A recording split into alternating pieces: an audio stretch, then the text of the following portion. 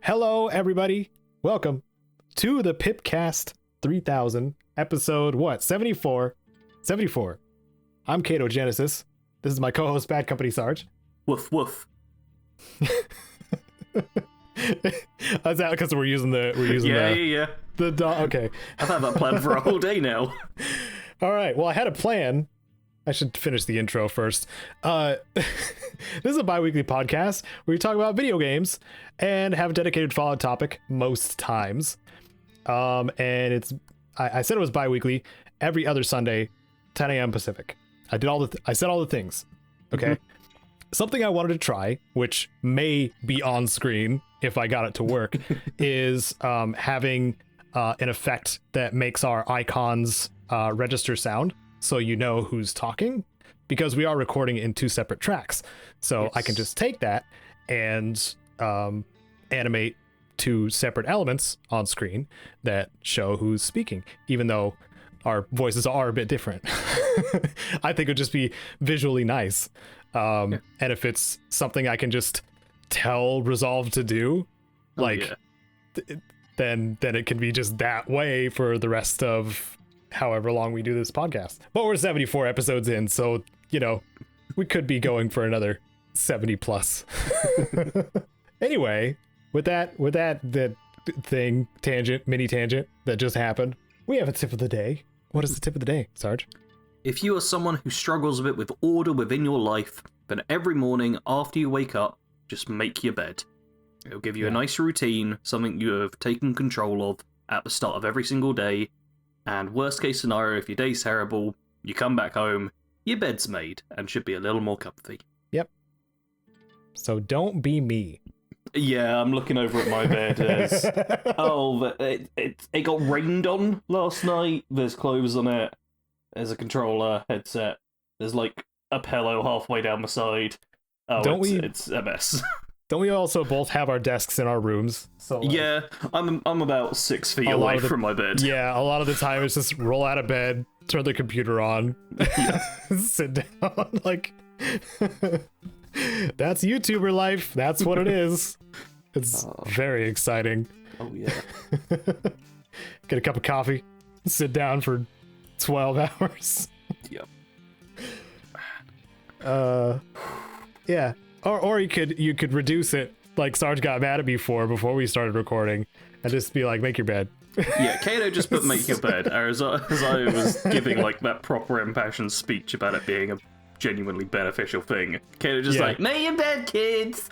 Caedo, what's the comment of the cast? Awesome, great. Okay, comment of the cast. I'm gonna probably cut that whole thing out. Oh. Dakoba, patron of mine, also happens to be a moderator of my Discord. Says, since you asked, I've been playing Skyrim Special Edition since the update came out because I refused to get another version of Skyrim for just a bit of Creation Club content, because there was 4 things released for free for Special Edition. He says, I've been enjoying my time with it, playing through it without triggering the main quest line, so no dragons are spawning. Made me realize just how much content there is in the game that's not even connected to the main story at all. That is a nice feeling in general.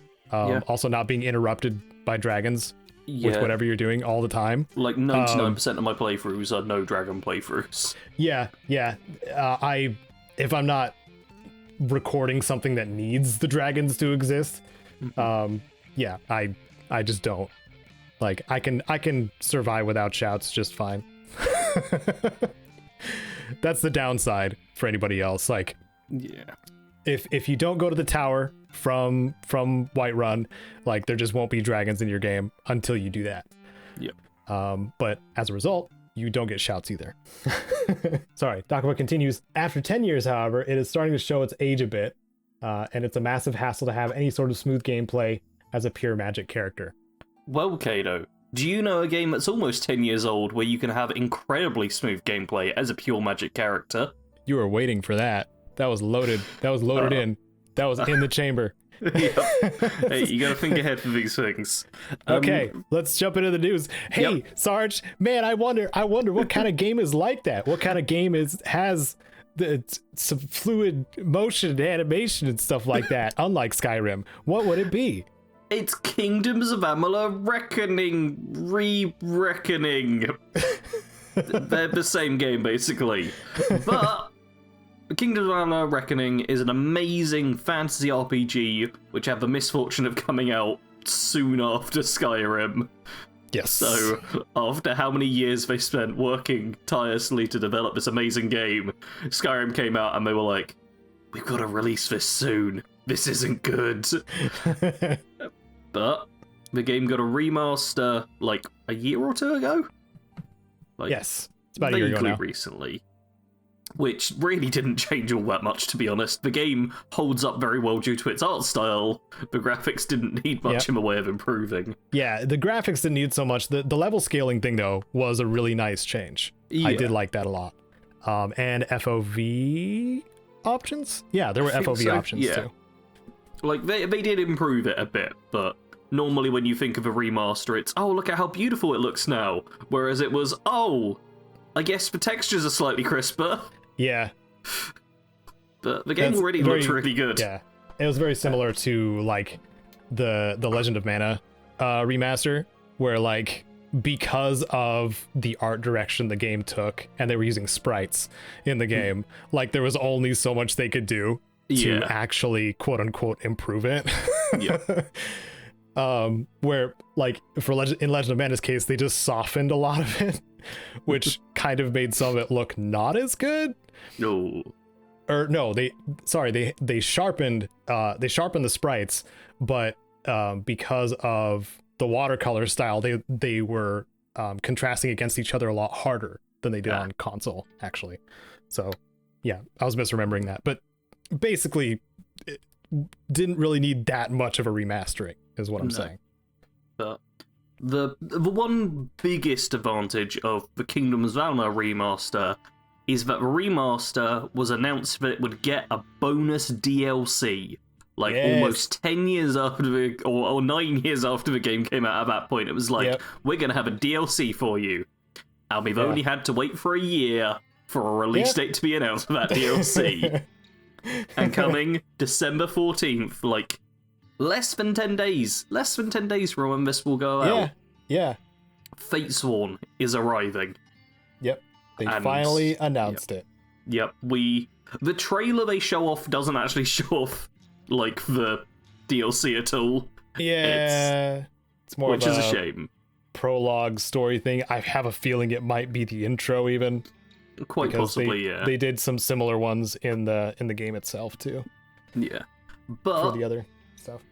The good thing is that on, like, the tweet that the Twitter account put out, they replied to it by saying, wage a last battle against chaos with new storyline, new environment, new enemies, new quests and missions. Now, those four we already pretty much knew were going to happen. That's a DLC. They're describing a DLC in those first 4 points. But then on top of that, Chaos Realm dungeons all over Amalur. That sounds cool. Sounds like there's going to be new dungeons to fight through, just dotted around the game. Nice little thing. Go on. I was going to say, I'm wondering if they're just going to be, like, altered versions of the dungeons that already exist. I mean, they're probably going to be similar. I have a feeling that might be kind of where it's going. But anyway, go on. Sorry. Then new skill tree. Which I'm very curious about, and I'll jump back to in a minute. New weapons and armor. That's kind of standard. New level cap, 50. I can't remember what the level cap was for Kingdoms of Amalur. Do you remember? I think it was 30? 30 sounds right. And also new soundtrack by Grant Kirkhope, which is very good to see, because Grant is the original composer, right? Yeah, also, he's done Kingdoms of Amalur, GoldenEye, Perfect Dark, Donkey Kong, Banjo-Kazooie, just tons of stuff. Yeah, he, like, think of a really, like, memorable soundtrack from a Western game, and it's a decent chance that Grant Kirkhope made it. He's very famous. Cool. But, yeah, the biggest thing for me is the new skill tree. Because are they talking there about, like, how there's might, finesse, and sorcery? And are they adding a fourth one? I kind of wonder if there's a little bit of wordplay involved, because skills and abilities are different things in Amalur. Yeah. Because you have your skills, which are like blacksmithing and herbalism. What is it, alchemy? It's alchemy. Yeah, it's alchemy. And speech and that kind of stuff. And then you have the abilities, which are the things that the actions that you do in combat. Yeah. That kind of determine what your destiny or class, I guess, is. So I'm wondering if it's going to be one of those like side passive things more so than actual abilities. Yeah, maybe? The confusing thing is them putting skill trees, because the skills menu is just a linear path along alchemy, blacksmithing, detect hidden, dispelling, lockpicking, mercantile persuasion, sagecraft, or stealth. You just go up 1 point in one of those every level, and that's it. It's very simple. But then there are trees within might, finesse, and sorcery where you level up abilities in those trees, and it raises up and you get a whole bunch of different choices. Yep. So it's like, if they're just adding a new skill on, like chaos smacking, then that's going to be a very simple one to just have level up. That's not really going to change things too much, I imagine. But if they're adding something to the trio of might, finesse, and sorcery, that could fundamentally change like playstyles to a huge degree. Yeah. In like, if it's like the best possible outcome and they were just saying skill trees but meaning ability trees, like they could add an extra row like above what we already have to might, finesse, and sorcery, which would coincide with the level cap increase. Or you could just be more overpowered with two trees. Or three trees. Or 3 trees. Because Kingdoms of Amalur is an amazing game that is perfect for build makers. Yeah, it is. Universalist is kind of absurd. It is so crazy. It is so crazy good how well the three gel together. Which also makes me slightly concerned that if they do it in a new skill tree, it might mess that up a bit. Because there's also destinies you unlock based on how many points you put into might, finesse, and sorcery. And if they add in a fourth one, that's going to change that a little bit. Because then if you put points into like their fourth tree of... Oh, you're talking about just like a fourth separate tree as opposed to... Yeah, a fourth separate tree. Like, if they did that as a new skill tree, then the destinies all change, which would be a whole thing. Which does make me slightly less confident that that's what they're going to go to. But like on the wiki, this is the only thing they describe as a tree, because it's the only like one that looks like a skill tree that we're used to. So... Yeah. That new skill tree point is a big question mark to it. Could be something very minor, could be completely game-changing. Yeah. I'm wondering if you've thought about it too much at all, what kind of direction, like plot direction, it's going to go for Fatesworn. If it's going to be the Fateless one trying to maybe like repair the tapestry. That's kind of what I'm thinking about. By like reinserting themselves into Destiny somehow. Yeah, so we should probably explain a little bit of the plot of Kingdoms of Amalur. Well, I didn't explain anything. Just a basic overview. Amalur is a world where everyone has a fate. There's not like free will, so to speak, in the way you might imagine. Everyone is going to walk this path. There's Fate Weavers, is it? Yes. Is that the right word? Yeah, Fate Weavers can see how everyone's fate's going to go. They know the future. Everything is set out to go exactly this way. Nothing will change. The world and all events are set in stone. However, you come along, you're brought back to life, and all of a sudden, you aren't affected by fate. Like, you have complete free will. I was going to say, like, when I refer to the tapestry, it's the tapestry of fate. That's what the Fate Weavers read. Yes. Basically, when they're reading somebody's destiny. Yeah. Anyway, go on. Yeah, your arrival, like, changes everything. It's no longer the tapestry of fate foretelling everything, and everything's going this very solid path. You have changed Amalur forever. And you have stopped everything walking this linear line. which some people are a fan of, some people aren't. And Fatesworn, the DLC, could very well be the consequences of you having removed Fate, which was a critical part of everyone's life. Yep. Because it's a crazy thing. It's like a huge, upending, world-changing thing of just you existing, basically. Yeah. It's maybe you could compare it to like the Elder Scrolls, like an end of an era type of thing, because it dramatically affects and ripples to everything else. Like the Fae, for example, they are completely immortal because they are living through this cycle consistently. Like they know their destinies and they even reenact those destinies. Yep. But now that everything is changing, and there was another faction of the these are magical beings, by the way. They're like elves. Think of them like fantasy Tolkien elves. Yeah, they're like super elves. Yeah. There was the faction of the Fae that were working with Tirnoch that were like breaking fate themselves with use of the Prismeer crystals, the MacGuffin crystals.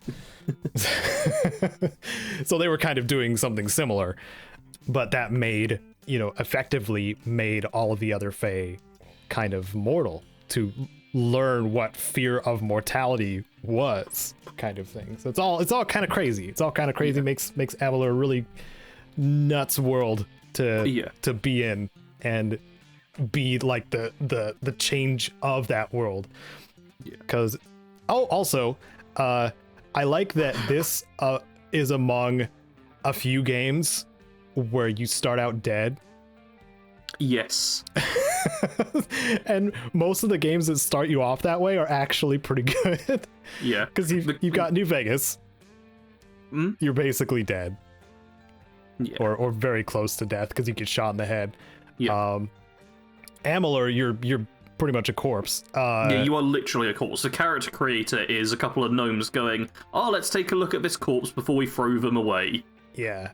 That's where you build your character. Starts out that way too. Yep. That's dead as a dead thing. Yep. I wonder if they kind of bounce off each other because they had cross-promotion content. Yeah, that's very possible. Just like, man, dying at the beginning is a really good device. I wonder if one learned off the other or something like that. It'd be hilarious if Mass Effect 2 decided to do that because Amalur was doing it. Or BioWare, yeah. Anyway, stoked for it. I'm going to play the crap out of it when it comes out. I'm sure you are too, Sarge. That's what I'll be covering during that time. Yeah, man.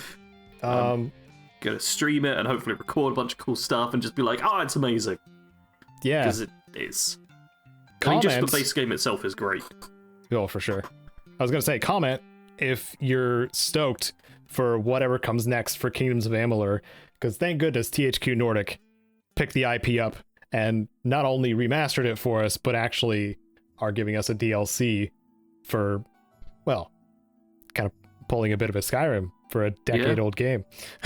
And I really hope, just like Anniversary Edition, this DLC gets a lot of people talking about the game, gets lots of people to play the game, because unlike Skyrim, who everyone has heard of and everyone has played, this game flew very under the radar for a lot of people. One of its biggest promotional things as of late came from Ellen Rose from the channel Outside Extra. Yeah. Because she loves this game, and now several reviews are just basically being like, Ellen was right. And it's kind of a meme within the community. She's a treasure. She's always right. Don't ever doubt Ellen. Yep. Her word is gospel. We should take her as our new ruler. Lord and Master Ellen.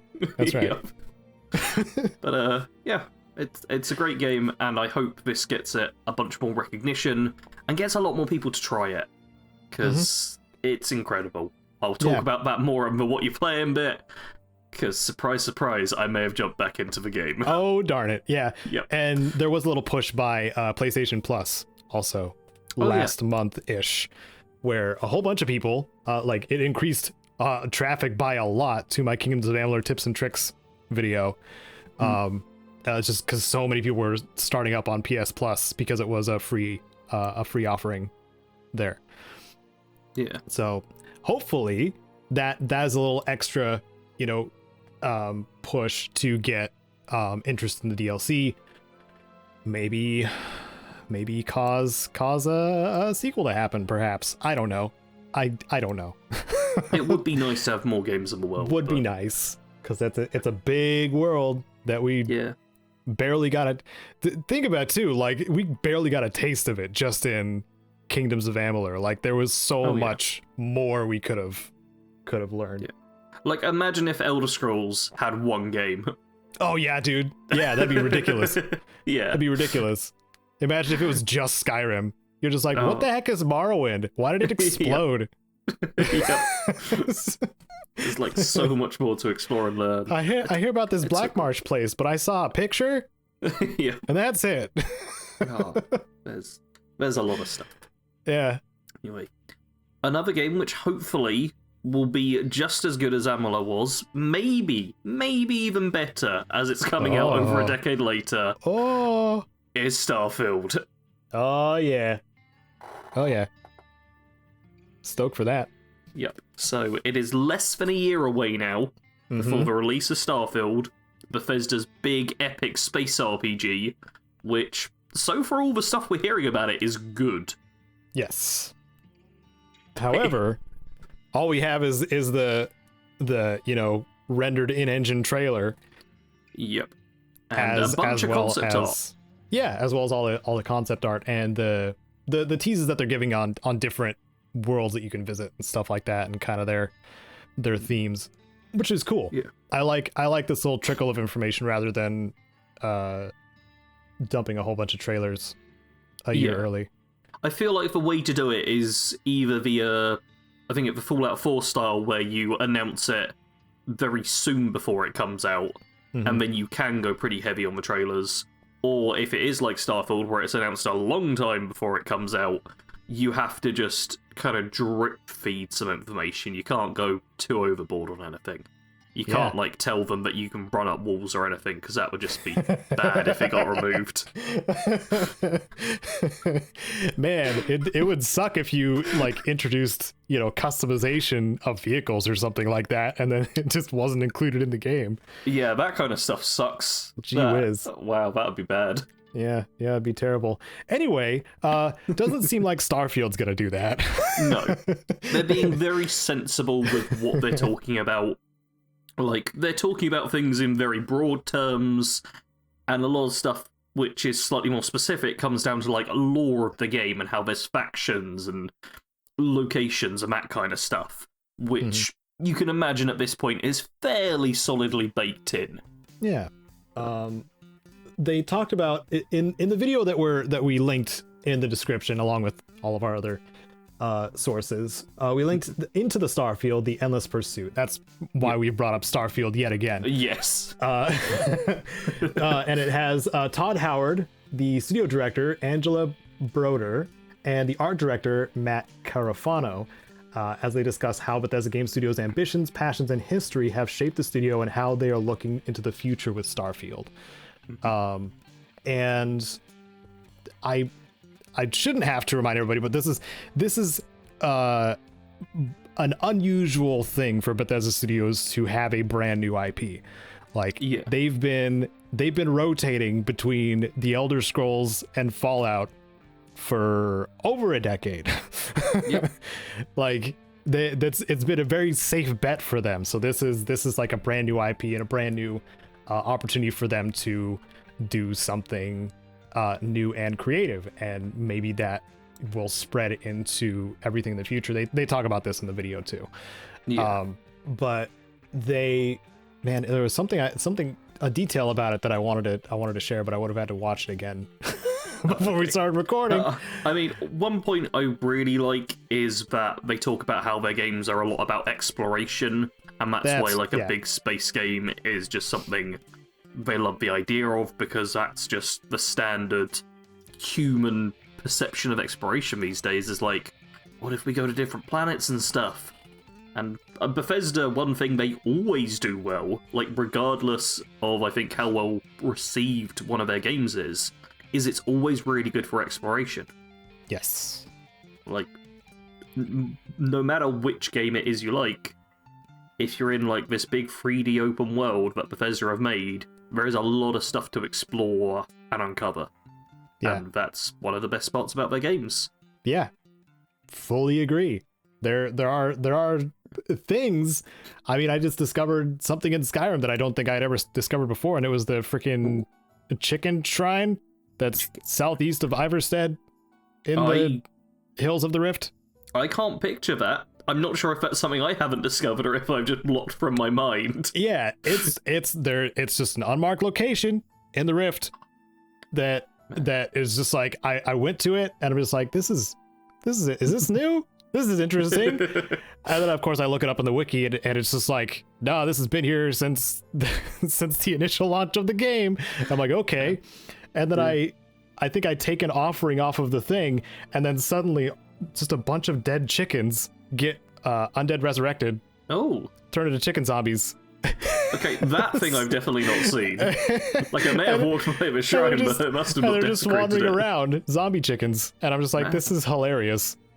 Really cool. So not only was it just a static thing in the world, but it actually had something that would happen if you did something there. And so that's just an example of like just exploring things, a little bit of payoff after many, many years. Like I don't remember ever coming across that, and I did in this, and it was awesome. Yeah.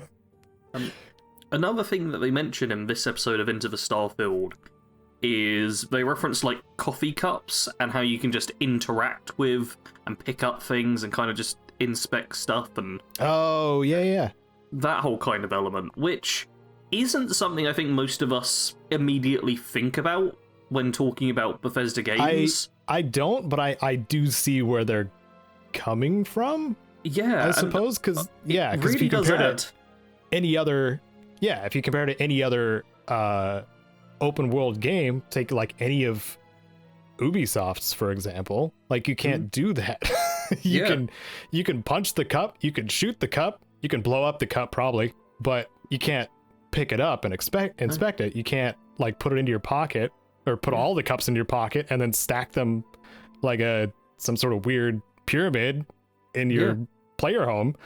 You can't just spin them around in front of you.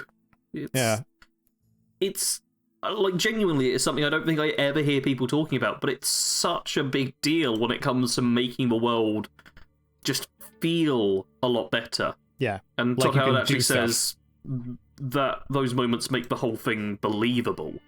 Mm-hmm. And it's a huge point of immersion when you are just able to pick these things up and mess around with them and just kind of doing stupid stuff with it as well. Like the opening to Oblivion. I see people do bowling all the time when they play the opening to Oblivion. Because if you played that game a lot, then you're just waiting around in the cell for a little while, but you can like pick up, I think, a wine bottle or something and try and bowl it into a set of bones on the ground or whatever. And I see that constantly, because it's like, if you play the start a lot, you already know what's going on. Let's distract ourselves. In other games, you would just be sat there waiting. In a Bethesda game, you pick up something, spin it around. The opening to Fallout 3, I hate the opening to Fallout 3, but you can pick up a teddy bear and spin it around and get it to a perpetual motion machine and just spin endlessly if you do it right. And that's the only thing that gets me through a new playthrough of Fallout 3. Yeah. Whereas you could big brain it like me and just have the save at the door and just leave and create your character there. Yeah. I should really have done that with the Fallout 3 save, because like I've got it set up with Fallout 4, but I've not got it set up with Fallout 3. I think it does make a save there too automatically, like a separate one. It's not an autosave. Yeah, problem is you have to scan through them all, don't you? Because it doesn't have the Skyrim SE or Fallout 4 thing. Man, I love that too. Yeah, that is so good. Like I've got about 50 characters in Skyrim now, and it's so easy to get through them. I've got. I have eight, I think, something like that. I have so many prisoner profiles too for some reason. See, I've just got one, only one. Anyway, Starfield, believable space exploration, open world, something or other RPG. Yeah. Hopeful, very hopeful that it's going to be something awesome. Oh yes. I think all of us in kind of the Bethesda tuber sphere as well are really hoping this is going to be a good one that we enjoy and has tons of content to cover and will make us billions of dollars. Should I make a mental note of us quoting us? Episode 74, PIPCAST 3000, about a year from now when we are playing Starfield, and be like, this game is crap. Yeah. Send it to poorly aged things. Oh, poorly aged. Is that a subreddit? It's Twitter that I follow. Oh, it's a Twitter thing. Okay. There's also another Twitter account which is context for poorly aged things, which just replies to them explaining what's going on. Some of the tweets make no sense. That's funny. But fingers crossed, Starfield is going to be great. All the news we're getting is solid. Nothing that has popped up to me is a red flag, and it also feels like very honest publicity towards it. They're not hyping it up to some ridiculous degree. They're just talking about the things they actually love about it. Oh, you mean like hyping it up like, I don't know, hiring a Hollywood actor to promote their game? Yeah. Something like that? I don't know who would do that. No. Not at all. I mean, you could be talking about a lot of different games right now. Exactly, so I'm not gonna infer what game I'm talking about, and instead move on to the next thing. Yes. I learned that there is a industrial musical artist that made a song based on the Daedric prince here scene, and her project's name is Daedric. It's just called Daedric, and the song is called Wretched. It's actually pretty good if you're into industrial, like electronic type stuff. Give it a listen. I initially stumbled across it when I was catching up with Clayton, aka Cell Dweller, aka Circle of Dust. He's got a whole bunch of project names, but Cell Dweller is probably his most known one. He's done a whole bunch of soundtrack stuff for video games since, the mid 2000s, maybe. Like, he's been making, composing, and stuff since the 90s, I think. Yeah. And he's kind of one of those otherworldly artists where it doesn't seem like he should exist on Earth, but he does, if that makes sense. He is Spaceman. Yeah, he's a spaceship captain that just happens to be on Earth making awesome music. So anyway, he has his own record label called Fixed, and he was, I think, Daedric is part of Fixed as well. I could be wrong there. But anyway, happy to finally announce, but we finally have, signed a female-fronted electronic rock. So sounds like it. Yeah, so Daedric is just cool music. She has 2 singles, I think. Something like that. I didn't dig too far, but her music's pretty cool. When I was building my shelf, I was listening to Cell Dweller's Live Upon a Black Star. Man, if there were any freaking concert regrets I have of not going to, that's the one. That's the one. That's the big one. Because he doesn't perform live much at all. Like, that was his last live performance, and it was like 2011. He's still making music, obviously, but like, I think he just doesn't like live performing. I totally get that. But it was an amazing show, and it's worth seeing, and it's on his channel, free to watch. It's like an hour of awesome, so do recommend. Anyway, music's cool, as are video games. And Halo fans will tell you that the Halo Infinite campaign isn't released yet. No, it's not. It comes out in a few days, as of when this podcast comes out. I was going to say something just outrageous, but I want to hear it now. I said campaign instead of multiplayer, so it could have been like Halo Infinite multiplayer players are saying this is a game. You and I have very different definitions of outrageous. Like, I've dropped the C word multiple times in, like, before the podcast has started before. And you're just like, I could mix up campaign and multiplayer. Wouldn't that be crazy? Oh, hell, when people react, they go mental. Yeah, I can't like now that I've been like looking at other stuff the past week, all I see is Battlefield 2042. Oh man, when it comes to like bad stuff. Yeah, well, in multiplayer shooters. So I happen to be friends with a couple of Battlefield content creators, Get Good Guy and Dame Over. Oh yes, we should have them on. Can we call them right now? Can we? I mean, are they awake? Are they American? No, they're in the UK with me. Okay. Get Good Guy does not reply to things quickly though, and Dame doesn't seem to be about. Okay. Yeah. Yeah, let's just keep going. Hold up. Oh, we have confirmation on Kingdoms of Amalur Re-Reckoning. They heard us talking about it. Oh no. Sorry everyone, it seems like the God of Chaos himself played a trick on us. There will be a new mechanic related to Chaos, including one new skill, but not an entire skill tree. Man, yes. Look at that. It's a good job I checked Twitter there. Thanks THQ Nordic for clarifying exactly what we were talking about. They are listening right now. They are. To the podcast before it's even uploaded. It's impressive. I'm sorry, I gotta keep the mystery alive. They are reacting to the podcast that is definitely happening on Saturday. And that's the same day that everything happens. Yeah. Magic. It's magical. Okay, but yeah, back to the Battlefield versus Halo. Yes. So these two guys who I'm friends with are not particularly happy with Battlefield 2042. It has a lot of issues. And it's not like unsavable, but it is a bad launch. Yeah. There's like genuine problems which mess up gameplay.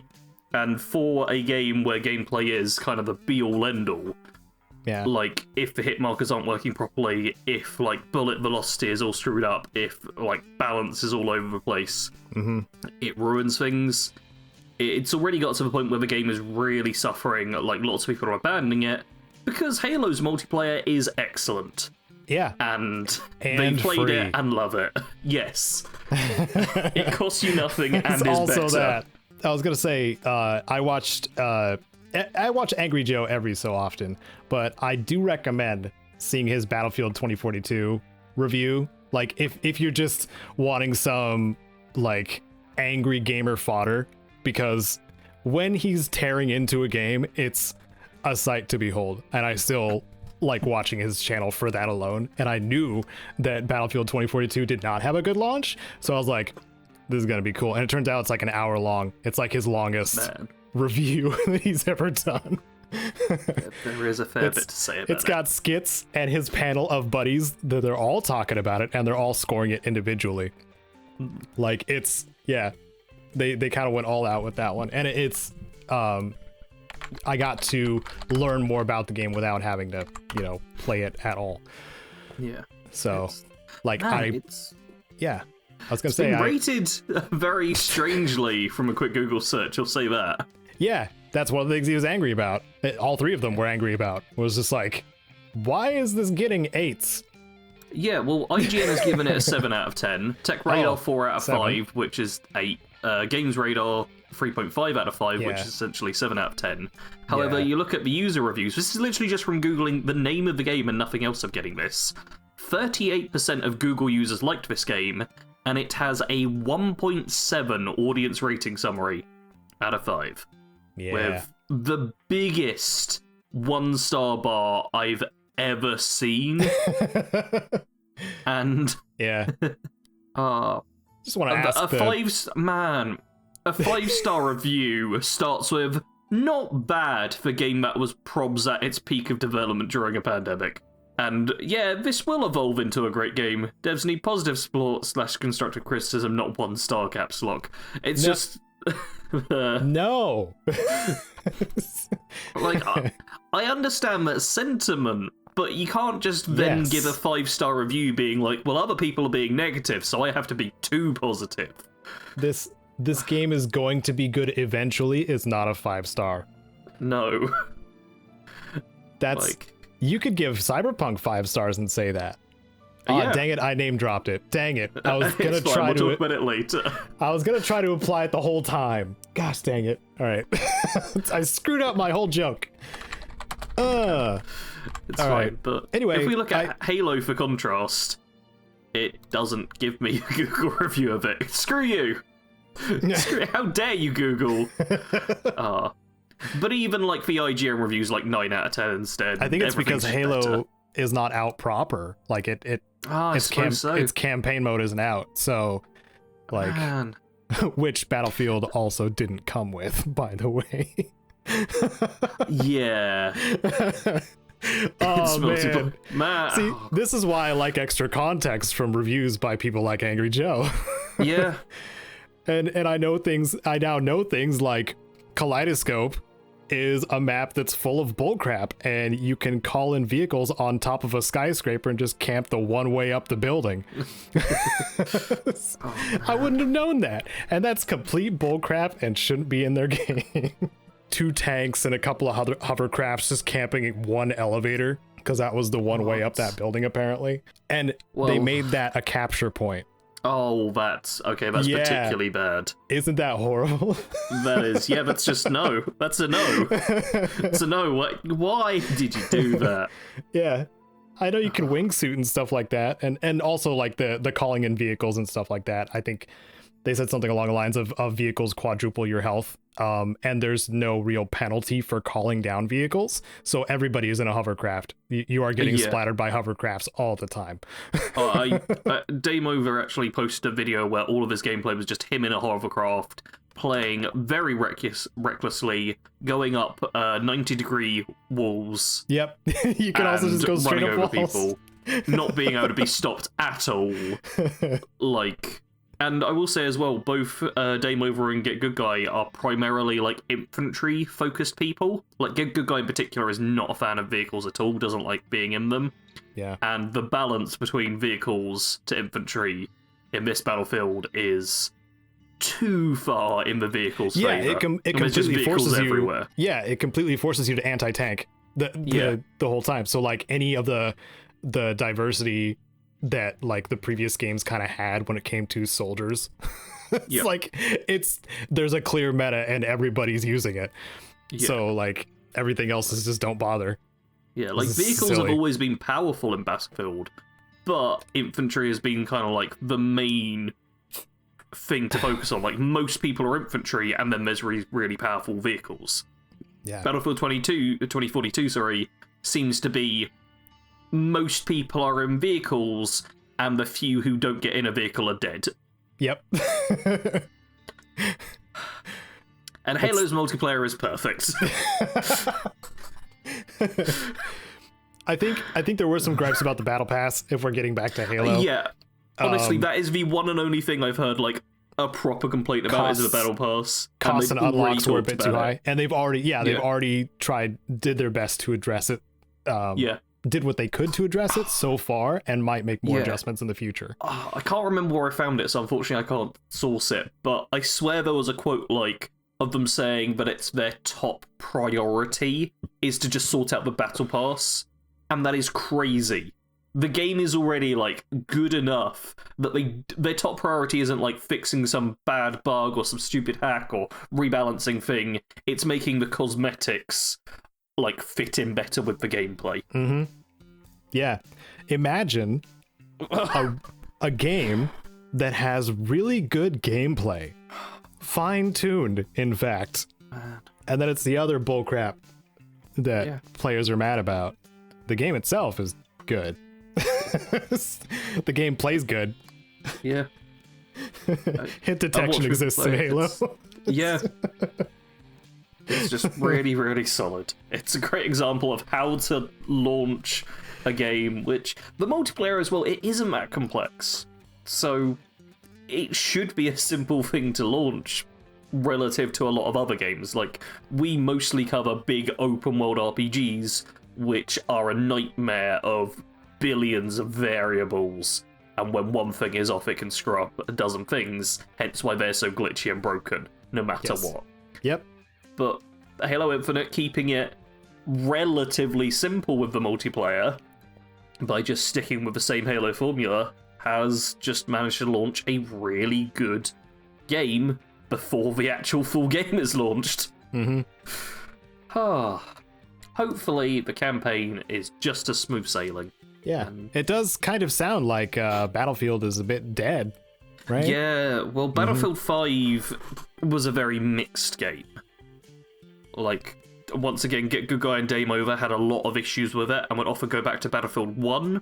Battlefield 1 itself was a good game. I've played a fair bit of Battlefield 1, and it's very well made, but it turns some people away by going a bit more historical, but not, like, historically accurate. Like, some of that stuff happened, and that put off a few people. Battlefield 5 put off more people, and Battlefield 2042 has put off even more people.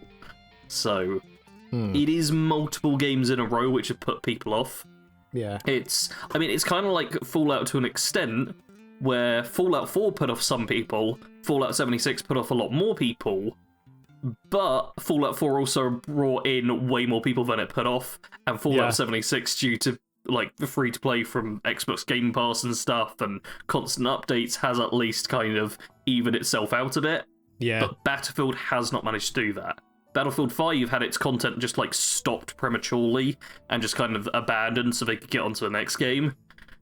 And there's a concern that could happen again. Yeah, that's a big downside to like iterative games like that. Any iterative games. Like, I'm sure things like FIFA and NBA 2K and stuff like that, like all of those like servers go down as soon as the new thing is getting released. So like a good chunk of the content is just disabled for previous iterations of the game, and then you have to get the new one to experience everything in the package. Anyway, I totally gave you a segue and you turned it into a conversation. Sorry, I was getting ready to move that part into a segue, but now you've acknowledged the existence of segues. Battlefield 2042 may be dead soon, but you know what definitely is dead? Titanfall. There we go. We're there. Specifically the original Titanfall. Yes. Which we talked about multiple months ago. And by we, I mean I talked about. Yeah, I don't recall. I love Titanfall.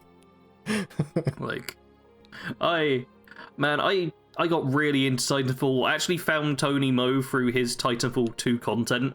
Oh yeah, that's right. And then it was a big surprise how these two YouTubers I watched know each other and hosted the PIPCAST together. How did I miss that? Like, I was subscribed to both of you, and I had no idea there was a previous PIPCAST until I started hosting the PIPCAST with you, basically. But yeah, Titanfall was a great multiplayer game. However, previously we talked about how it was being DDoS'd like crazy, and there kept being hacks on it, and so many problems. And while Respawn did try a little bit, there was only like a couple of people working on support for the game. Because after Titanfall, there was Titanfall 2, which is still up and around, and Apex Legends. So this is essentially the third game in the series, and is a bit old now, and didn't have a huge player base. So it wasn't like they had tons of people still working on it. And when a bunch of hackers and stuff decided they were going to try and break the game to protest against it not receiving support, they killed it. Oh. Wow, it's almost like breaking something to just show that you're annoyed is a bad thing to do. Wow, yeah.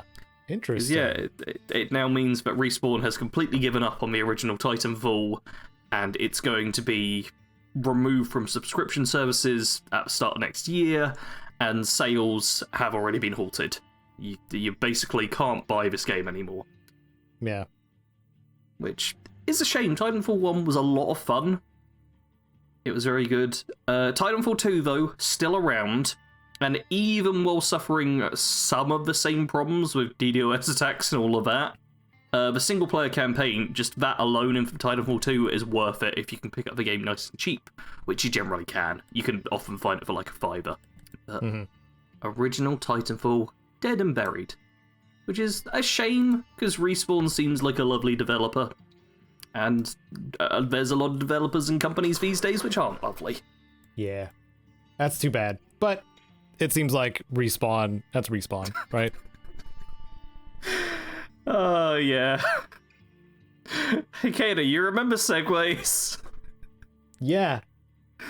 And how sometimes we set each other up for them? Oh, you set me up too. I was looking at another tab. My bad. Sorry. Oh. Say it again. Do it again. So Respawn is lovely company, but not all companies seem lovely. Some of them seem bad, right, Caedo? You're correct, Sarge. Gee whiz. There are so many companies that are not like that. Not good to people and their employees, and deserve a little change in management, perhaps. Like the Blizzard Activision CEO. Yes. Well, not just CEO, a lot of people at the top, it turns out. And many others, yes. Because, I'm pretty sure we've already reported, we must have, that Bobby Kotick, the CEO of Activision Blizzard, was called to be resigned or removed from the company last month. It was only last month. Wow. But yeah, it's, a lot of the other executives and stuff are coming under fire, and the latest article is it's a hefty one, which I imagine none of you are going to want to actually read through. But the title is just, US state treasuries are putting pressure on Activision Blizzard now too. That's not how you say Blizzard. Blizzard. Blizzard. Hey, they don't deserve to have their name pronounced right, okay? It's not my problem, it's them. But yeah, Activision. Yes, Activision. They say as well, the treasurers of Nevada, Delaware, Illinois, Massachusetts, California, and Oregon have demanded a meeting with members of the board, which is... This is more than just, like, those of us online just being like, man, this company sucks. It's multiple states just being like, hey, you really suck. You've done bad. Yep. Oh, it's... I hope this ends up being a decent comeuppance of some kind. We can only hope. Activision Blizzard has been under fire since California's, I scrolled to the bottom, California's Department of Fair Employment and Housing filed a lawsuit against it in July, alleging widespread discrimination and sexual harassment at the company. Yeah. So it's just been snowballing kind of after that point, which I'm enjoying watching greatly. Yes. I think that's the most we can do right now, is just kind of enjoy the floundering that is happening with Activision Blizzard executives. Yeah. And hope that it has a knock-on effect with all the companies that act like this. Yes. Because unfortunately Activision are not alone on this. No, they're not. And other publishers / developers are getting away with it still. So like Ubisoft. Screw Ubisoft. They're bad to their people too. Anyway, let's move on to something that's not bad. It's more like neutral. I would describe it as a little bit funny. Kind of funny. This next news thing. Kind of funny, actually. Hey, you remember a little game called Godfall? Yeah, it came out like just over a year ago now, actually. Oh, wow. It's very recent, yeah. Release date November 12th, 2020. Mm-hmm. Almost stepping on Bethesda's turf if they'd released one day earlier. Almost. Man, yeah, you're right. Yeah. But, Godfall was a game that Caedo loved and adored so much. Just only positive things to say. Right, Caedo? It was my most disappointing game in 2020. Oh. Oh, dear. Because I don't remember it until I see it on my screen. Yeah. So if that doesn't say disappointment. Yeah, it really does seem that overall it was a bit lackluster in terms of reviews and the like. Mm-hmm. But on the bright side, if you wanted to try it out but never wanted to really put like much money into a game that has a 3.3 audience review on Google and a 61% on Metacritic, it's fine. Because next week you can get it for free on the Epic Games Store. And not only the Standard Edition, the Challenger Edition, which Godfall Challenger Edition immediately unlocks a maximum level Valor plate, spoils you with skill points, and equips you with a spread of deadly weapons. It's basically just, here's the game, you can skip over all of the leveling, and they're just giving it away for free a year after it came out. We should clarify, too, though, that this is kind of still a demo mode, because it doesn't include the quote-unquote campaign. This is more like the boss rushy type stuff. So it's like a segment of the game that's made free, a free demo to like experience the power that is Godfall. Yeah, it's one of the 4 editions you can get. Yeah. What a Gearbox game. That's a freaking, it's a Gearboxy thing. Yep. Yeah, so try it, I guess. If you like the concept of Godfall, just play Warframe. It's also free. And you can access all of the content as long as you have the hours to spend to play. Yep. It'll just cost you time. Yep. Because Godfall is conceptually very similar to Warframe. Like, I was annoyed at how much they took without including the most important bits of Warframe. Okay. Like it's like, hey, you can be in this really cool suit of armor that's got its own ability, but it's a passive. Whereas in Warframe, it's you get 4 abilities and they're all active. And there's like 40 something Warframes in the game now.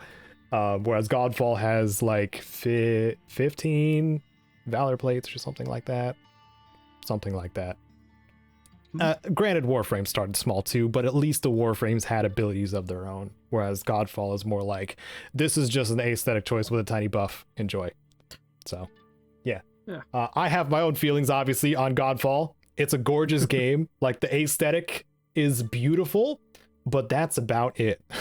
That's about does it all have I a have. photo mode? I actually don't think it does. Oh, I'm probably not going to end up installing it then. Like, if it had a photo mode, I'd have reason to go for it, but otherwise... Does Godfall have photo mode? No. Top result is in the Godfall subreddit saying no photo mode with 3 question marks. Man. Yeah, the PS5 capture button. This was a launch title for the PS5 too. Oh, really? Probably should mention that too. Yeah, this was one of the PS5 launch titles to show off the new hardware and what it could do. So you know what? That's a little strange. That game came out in November of last year as a PS5 launch title. However, a game that came out in December of last year is not being put to PS5 until next year. Really? Yes. Because which one would that be, Sarge? Which which universally known game, Cyberpunk 2077, came out December 10th, 2020. We're coming up to the 1-year anniversary. A week after we're recording this, in fact. Oh, wow. But yeah, less than a week from when this goes out, it'll be the 1-year anniversary of Cyberpunk. I will be talking about it on my channel in depth, but what we have as some news is that the PS5 and Xbox Series X-S versions of Cyberpunk are delayed. Microsoft. Yeah, were delayed into the first quarter of 2022, and apparently the next major update will arrive early in 2022 as well.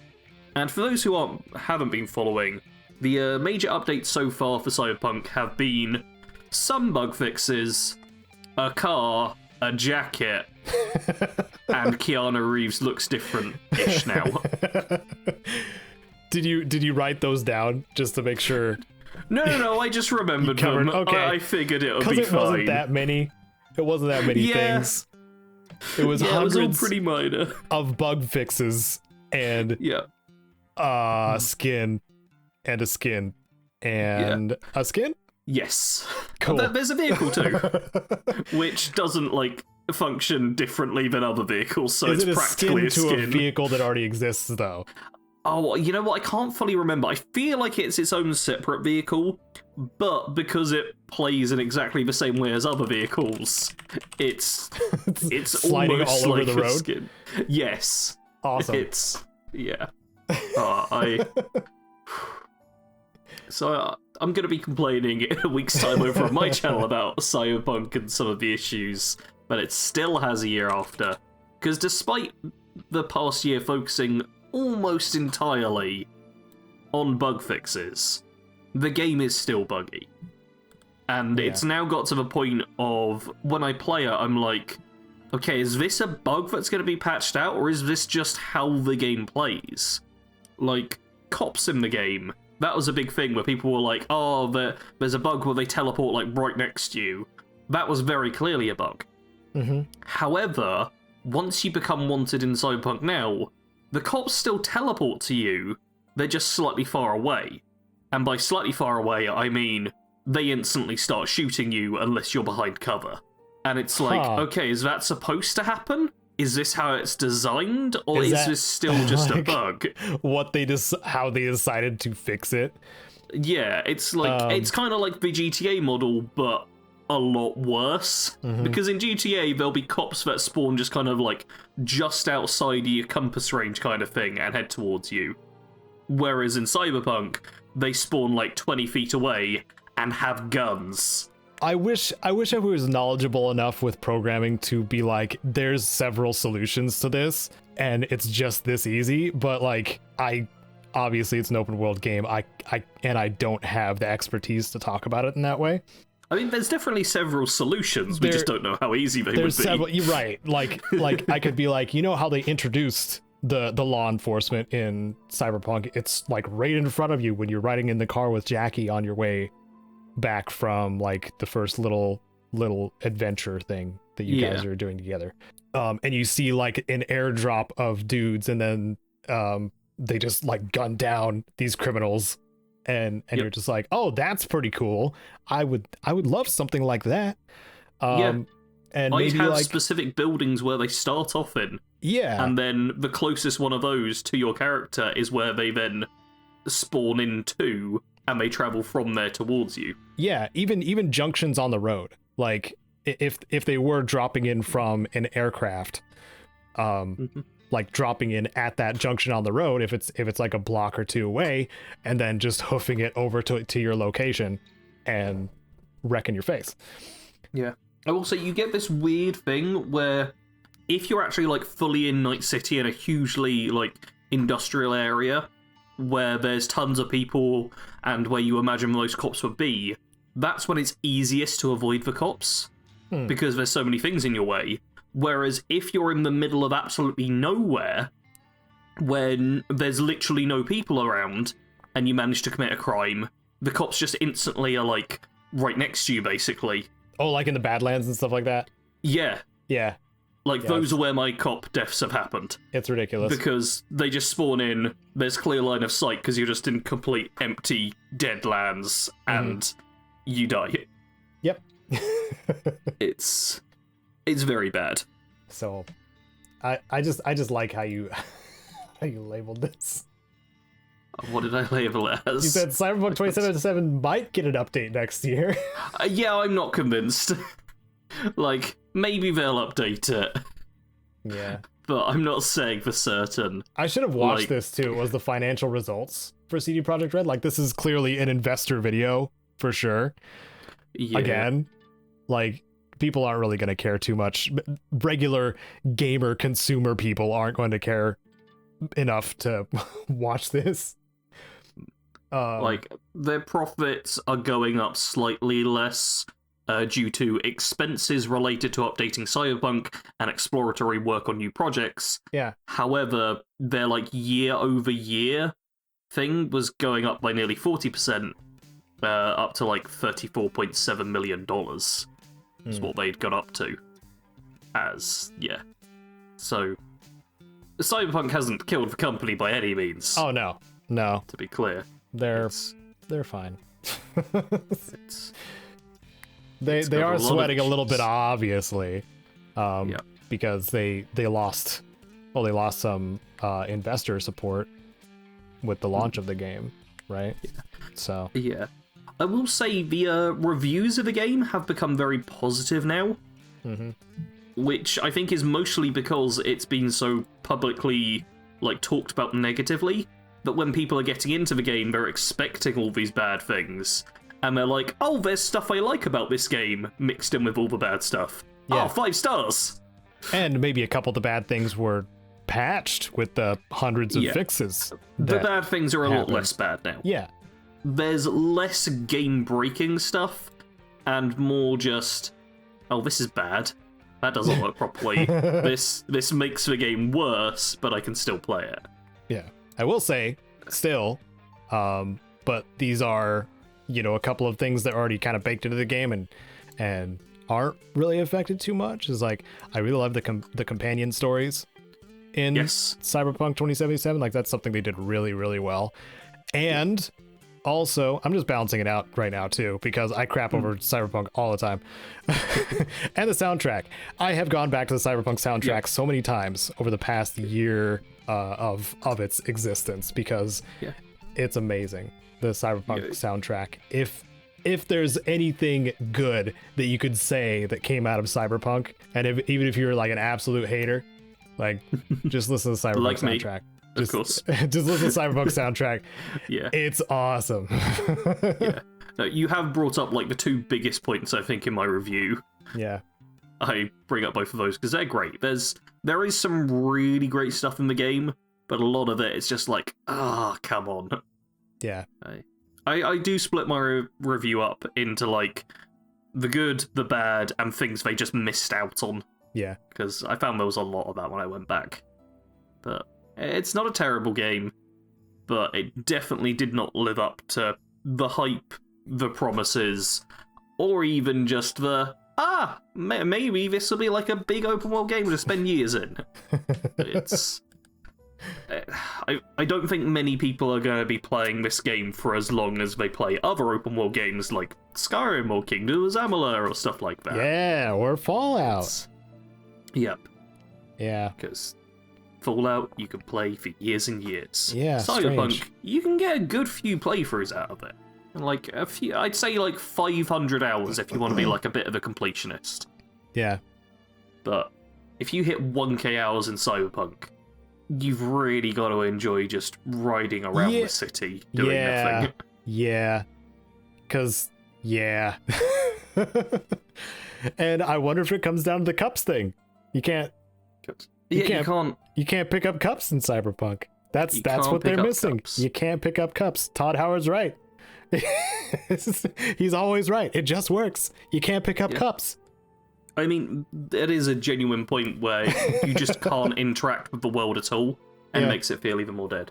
I've just checked my time played, and it's 3.5 days worth of Cyberpunk I've played in total. 3.5 days. Yeah. Let me see mine. It's like 85 hours, call it. I had the game up for like long periods of time too, of just not playing it. Like just alt tabbed out. A lot of my recent playing has just been traveling around the world and not doing much. Yeah. Just literally driving and just... Because I like the Cyberpunk aesthetic, I love that. Mm-hmm. But there's nothing really passive to do. You can go to a location and shoot enemies, or you can just drive around the world. Or run over enemies. Yes, you can combine the two. But there's like not much world engaging, I guess. Like The Witcher 3 had Gwent. Yeah. For example. There was always somebody in the random villages, almost always somebody in the random villages that were just like, I play Gwent. And you're like, oh man, this is going to be an hour and a half of Gwent. I mean, Gwent harvesting like alchemy ingredients and stuff as well. Even mild things like that help a lot. Discovering signposts, I guess, maybe. The closest thing to that in Cyberpunk is like hacking stuff for money. Yeah, but it's just the same very easy hacking minigame every time. Every single time, yeah. Yeah, there is no skill to it. No, no, you're not playing chess against a computer. It's just number matching. Yeah. Anyway, I have 180 hours in Cyberpunk. Oh, that's like twice as much as me. Yeah, I love it. I did the ultimate freaking, or not the ultimate, the all iconics guide too, which you could add a sizable chunk of hours to that just for that capture. Yeah, I gave up on working on it very quickly because I was told I was negative around the game and that was not allowed. Oh, so no. I was like, okay, now stop making the content, man. Was it me who said that? I said that, huh? Oh, like, yeah, it was definitely Caedo. You're too negative. It's Caedo's fault. Everyone dogpile on him. You're too mean to Cyberpunk. Yeah. Give it a... I am not allowed negative thoughts. I must only be positive, because I'm such a positive person. If you knew Keanu Reeves like I do, man, you would change your tune so quick. Why don't we move on to the topic? Let's move on to the topic. That was a lot of Cyberpunk. That was too much Cyberpunk for this episode. It always turns into some sort of tangent from either one of us. We've managed to rant about a lot of games more than I thought we would. Too easy. I think part of it is part of the downside of doing a Let's Play around the same time is if I did some recording of the Let's Play earlier, so my commentary is like peak for the rest of the night. So that could have something to do with it, and I apologize ahead of time. Or even after the news section, because I went off on several tangents without even wanting to. I'm gonna take out the bed making part, like it's stupid. Okay. Anyway, but I'll leave that in here just to be like, haha, you missed it, and just like give that to the patrons or something like that. Oh, they'll love it. Talking about bed making, it's stupid. Fallout Confessions. Vault of Daedalus, who is the Bethesda UK community manager. Yeah, thank you, Sarge. You just saved my brain. The Bethesda UK community manager posted on Twitter asking about Fallout Confessions, and he said, "I'll start. For up to like a month after the release of Fallout 4, I kept thinking Codsworth was called Cogsworth, believing it was a pun on him being a robot. And I think that's also the name of the clock dude in Beauty and the Beast, too. Anyway, yeah. So basically, a whole bunch of Fallout creators replied to this tweet, and Sarge and I were thinking probably for way too long about what our Fallout confessions were before we started recording. Do you have one? I have one, and okay, I apologize to anyone who's been in a live stream with me, because I have said this every time, because it's always the same one. Because the only thing I really remember about my first playthrough of Fallout 4 is that I specifically avoided guides as much as I could, and avoided watching too much content on the game. I wanted to kind of explore it for myself, but I was already aware of the Railroad as a faction. Mm-hmm. So when I went to go and find them, I found some railroad tracks and walked up and down them looking for the railroad.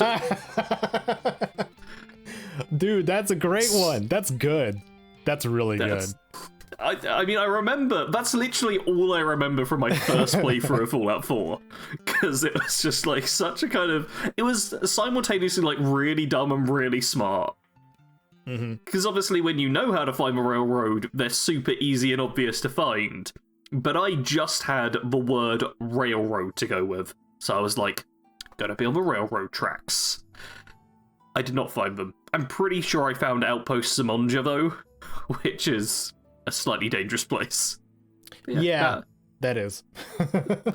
That's my little Fallout confession, I suppose. My actual reply was that I couldn't think of one, which makes me worried that there's something really dumb I've been doing all the time and haven't realised. Yeah. Which could still very well be the case. It could be. One of mine, if I'm playing... I mean, I did reply to the post. I should open with that, too.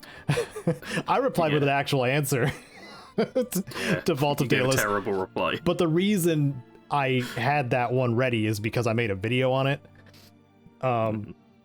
I first replied with, well, this is a podcast topic now, thanks. And I think mine might be related to my dislike for dog meat in Fallout 4. Goodest boy has crap AI. And I stand by that statement. When Fallout 4 is a game about looting, looting and scavenging and all that stuff, and this dog is getting in your way all the time, wanting your attention like a real dog.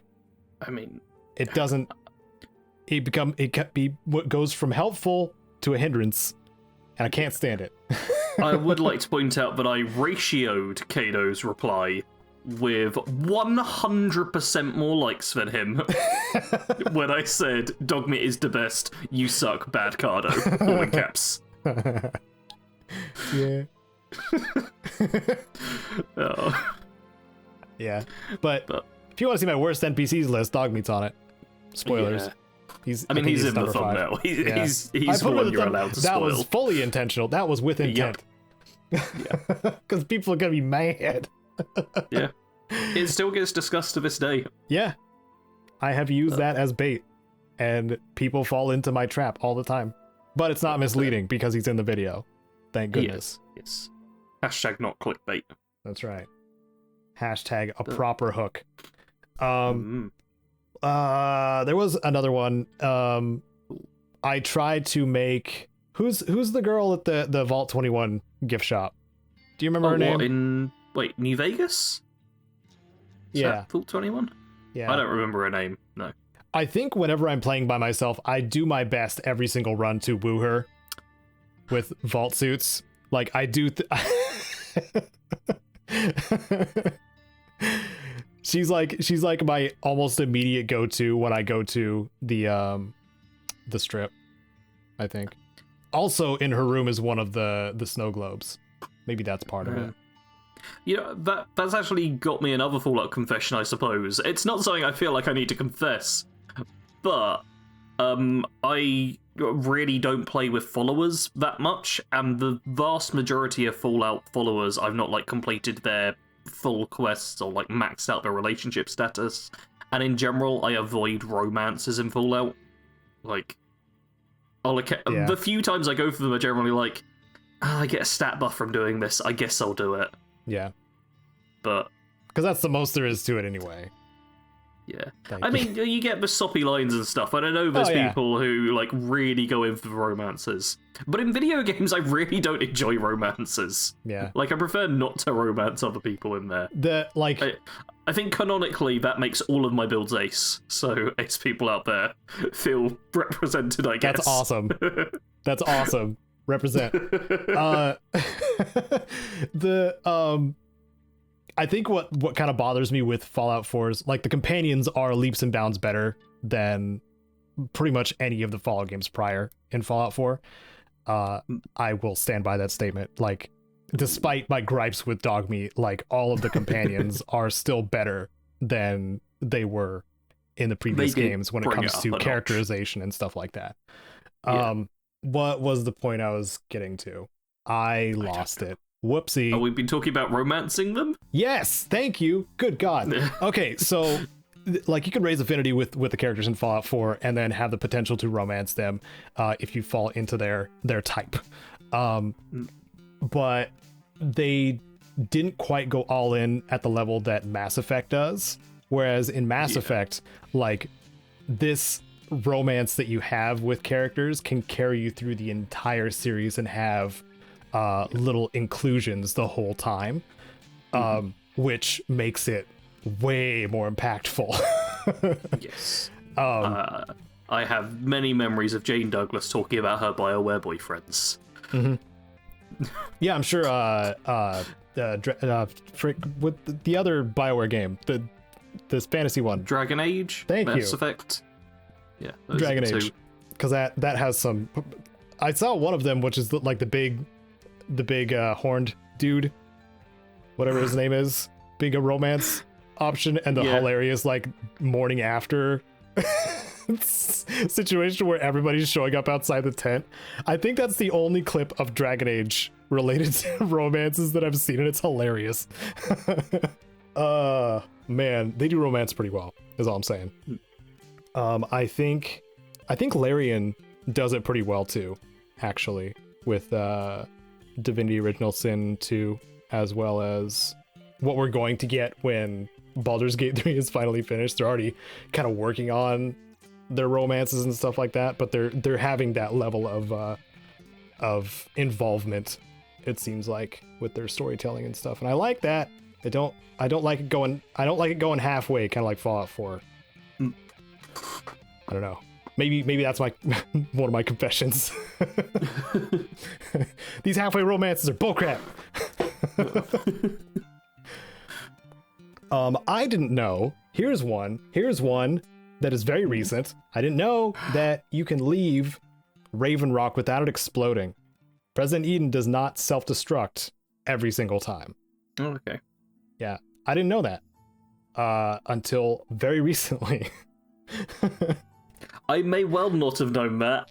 I honestly, if you'd asked me about Raven Rock, I probably wouldn't even have talked about it exploding or something. I'm just like, you leave, it's gone. Yeah, but you do have to try really hard to not do the self-destruct dialogue, if I remember correctly. Like, you have to be like, okay, I'll do your mission, and then, like, make sure you go to the very bottom of the options for dialogue, and then just keep doing that until you're able to leave and carry out his mission. Or act as though you're carrying out the FEV mission. I don't know if this is a Fallout confession, but I think speech in Fallout 3 is just better than Fallout New Vegas. Ooh. I don't really know if that's a confession or just that's closer to a hot take. Yeah. But just jumping off of what you said there, it prompted in my mind like how I think Fallout 3 does speech really well, especially with speech checks being tied into charisma and stuff like that. Because everyone knows the New Vegas example of, oh, you have 100 speech, yeah, you've beat the end boss of the game. Yeah. Whereas that thing about President Eden is quite a nice implementation of actually having to pick the right options, as opposed to just, my stat is high, leave now. Do you have some more confessions, or is it time to start going through and stealing other content creators' thoughts? Well, I half agree with what Mr. Matty Plays said. What? You're jumping straight into it. I can't really think of anything off the top of my head anymore off the top of my head. Maybe we'll tangent off of some of these. So, Mr. Matty Plays said, I think Lily is the best companion in New Vegas and legitimately adore Dead Money. That second part, I'm all about it. Dead Money is freaking awesome. Dead Money is a great DLC. Yeah, it has the characterization that you're just like, ooh. You know, I was talking about like romance and stuff like that.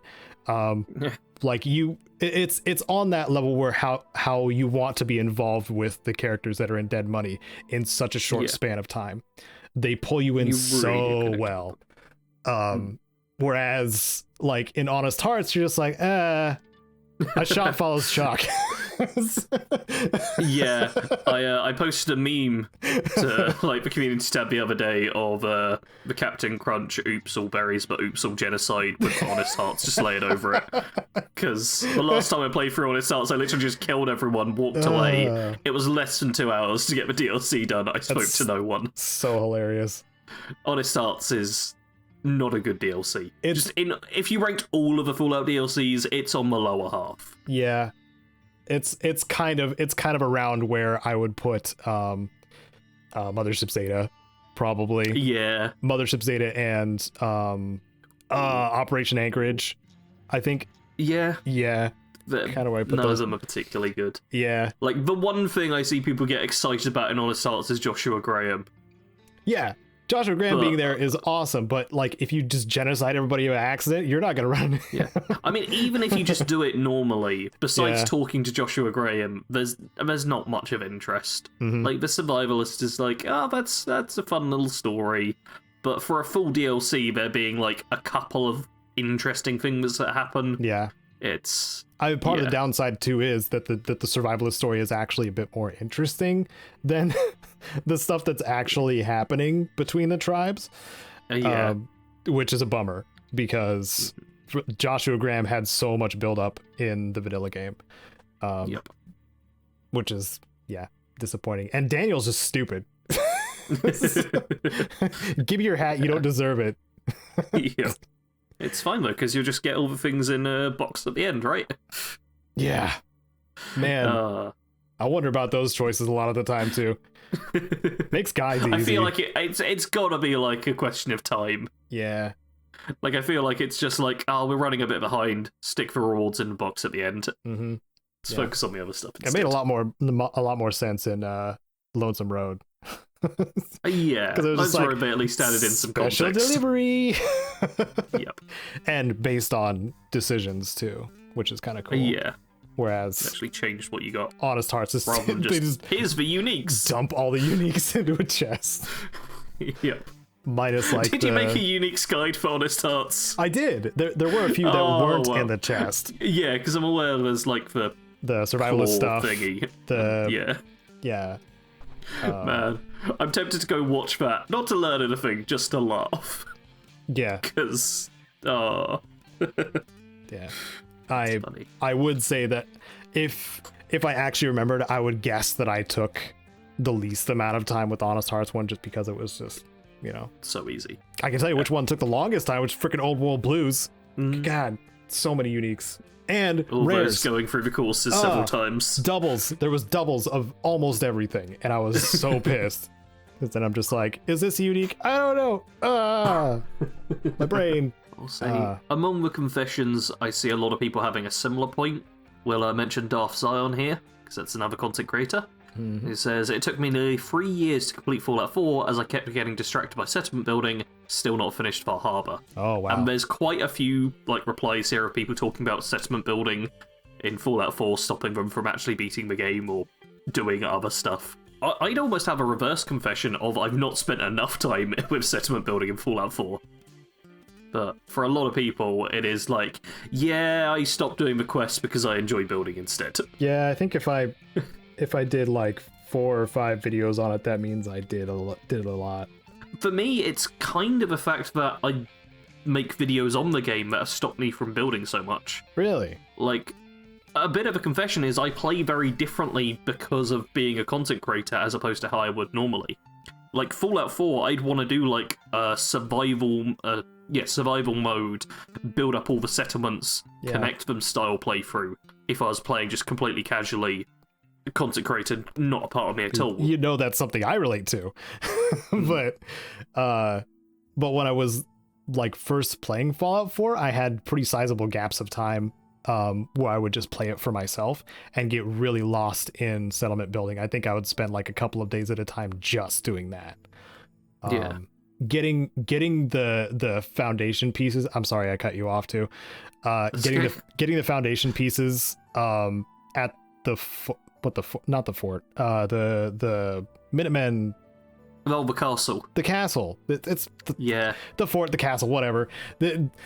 Getting the foundation pieces perfectly lined up along with the broken sides of the wall was like my obsession for a long time. Because once you can figure out how to like snap them together to be on top of each other to actually form a wall, like it was beautiful. It was beautiful repairing that wall and then moving everything as kind of one object. So you could actually like shove it into the broken piece of the wall further. all these little tips, all these little tricks too that you would learn through the settlement system as well. Some little exploity things. I didn't go too hard into that, but figuring out how to fix that wall was so important to me. I feel like that's a common thing that a lot of us have done. Mm-hmm. Like, I definitely spent a fair bit of time building up the castle. That's probably like the main settlement I had in early playthroughs, because I went with the Minutemen as well. Hey, Fallout 4 confession, the Minutemen are the faction I tend to side with the most in Fallout 4. Oh, wow. Yeah. I've defended this point many, many times. I think angrily at points where I'm screaming at people, the Minutemen are the good choice! Because basically all the other factions are not as morally sound as vanilla-flavoured Minutemen. Yeah. They're very vanilla flavored. Yep. They're the basic bros of the wasteland. Yeah. The Institute, everyone's already like, yeah, they're evil. The Brotherhood, it's like, oh, they're evil, but we allow it because it's the post-apocalypse, so it's not properly evil anymore. It's just kind of they're a greater good that's kind of passable. Kind of. Yeah. Like, given the circumstances, okay, I guess, but... If there was a faction like that just in the standard world nowadays, it'd be like, oh no, they're bad. They're very bad. Mm-hmm. And the Railroad are like mostly good, but they seem to go a bit more for the ideals and don't seem to think things through quite as practically as might be helpful. And a lot of people have like differing opinions on simps. It doesn't seem like that they have a long-term plan beyond being freedom fighters. Yeah. Kind of thing. Where it's just like, we're gonna be in the shadows the whole time. Okay. The heart's in the right place. Right. Idealists. Say that. Yeah. Let's see. Man, Scout Trooperman went... Scout Trooperman the Baby Yoda Puncher. What? what you've scrolled down a fair bit more than I have, I think. I've gone too far down. Oh no. Oh no. But they have multiple confessions on multiple games. Fallout New Vegas, I don't like Boone or Cass as companions. I prefer Raul or Lily over them. Fallout 3, I maybe once tried the Gary glitch on Xbox. Fallout 4, I sort of like Kellogg as a character and how he's just a flawed man. Hey, weird. Yep, that I made an entire video about that and had a few angry comments, but that doesn't seem to be one that everyone hates. Yeah. Although a lot of people do go into the, no, he must die, we kill him now. Yeah, that's why it's mentality. It's a decision in your whole write-up, man. Yep. Dude, you really thought that through. I want to promote Sarge's Kellogg video because it's really good, by the way. Oh, thanks. It is really good. You did a really good job on that one.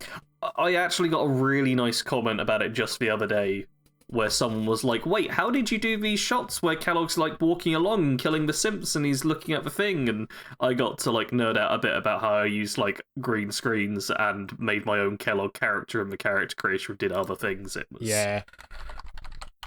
was really quite fun. Yeah. Cool stuff. Yeah. It was Charles. Thank you, Charles. Yeah, says, Sarge, I'm a bit confused. That's nothing new, but I see you did a rewrite, but how did you get the alternate video sequences where he shoots for simps and then stands outside his brother to still make for appearance? Did you make a mod? Like I said, I'm confused on how this was done. That made me feel good. Mm-hmm. It really did. Yeah. Did a little machinima action. Little action. Really good. Yep. Another one came to mind. New Vegas one. Mm-hmm. I've already admitted to my grab everything and then stopping playing because I was grabbing everything, and then I get into the point, I think once I get to RepCon, I'm just like, I don't want to grab everything in this building. And then I stop playing.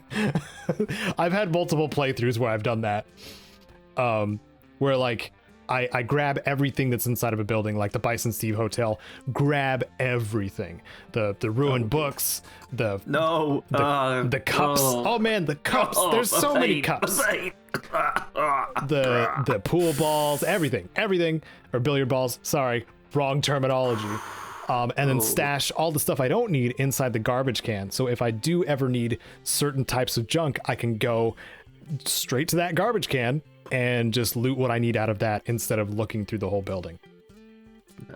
So like I have this plan, this amazing plan to loot everything I possibly can. But then as soon as I get to Novak and realize that I have to loot the RepCon building, I'm just like, no. I'm calling it quits right here, because that is a pain. Because once you get to Davison's room, like right below, there's a ton of fission batteries, a ton of them, and those encumber you really fast. Those are alright though, because they're 6 weight and 75 value, so it hits the 10 rule. The 10 rule? Yep. Weight times by 10 equals minimum value of an item you can pick up to sell. Weight to value thing. Yep. So like cigarette cartons, fission batteries, something. Yep, cigarette cartons. Wait, cartons or... Wait, which one's the carton, which one's the pack? Which one's bigger? Carton's the big one. Okay, so that's like 2 weight for 40 value, right? Yes, I think and so. And the pack's 0.5 for 10 value. I picked up this stuff so much that I know the weights and values just like straight away. Nerd. And it's the kind of thing where I don't like know it. It's just when it's brought up, it instantly gets put into my mind. Yeah. This is the weight, this is the value. That's my Fallout confession. I played so much of these games that I know the weight and value of items. Or just without having to see it. We're both in the situation where we've made enough videos on these games to where somebody brings something up and you immediately have like something explode in your brain and you're just like, I know something about this. Let me dredge it up really quick. and then take the conversation in a completely different direction. I've done that many times. But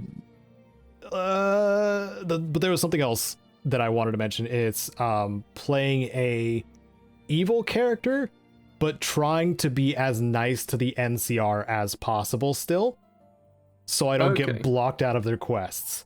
I think, and the best way I found to do this is when the Legion asks for dog tags as opposed to Legion ears for the NCR, you can just pickpocket the dog tags off of NCR soldiers. You don't have to kill most of them. But if you do get into the situation where you do have to kill like specific NCR soldiers or like sergeants or whatever, I found the easiest way to do that is to find NPCs that aren't really tied to any quests or at the end of their quests, or that you finish their quests, and then camping in the like corner of the room and busting out a throwing spear and headshotting them. Like, I'm very meticulous about how to play the bad guy without playing the bad guy with the NCR. So maybe that's a confession. I don't know, but I do like the drop-off containers that you get from the Legion, because they have all kinds of like really good stuff in them. Yeah. I think that only requires like accepted, doesn't it? I don't know about the reputations, especially when it comes to the Legion. I mean, I could have had the confession that I've never done a Legion playthrough, but I did earlier in the year. Yeah. And it sucked. So lackluster compared to the NCR. Yeah. It's just bad. Bummer. If only Ulysses was a companion. My confession is I learned Ulysses was meant to be a companion. Ages ago. This was years ago. And then he was actually the quote-unquote antagonist of the Lonesome Road DLC. Yes. So it still worked out. Lonesome Road's pretty good. So yeah. What else? You got anything else, Sarge? No, I've also scrolled down to the point where replies are bad, so I just reloaded it. There's a lot of fighting when you get kind of down to the bottom, unfortunately. Of course, it's Twitter.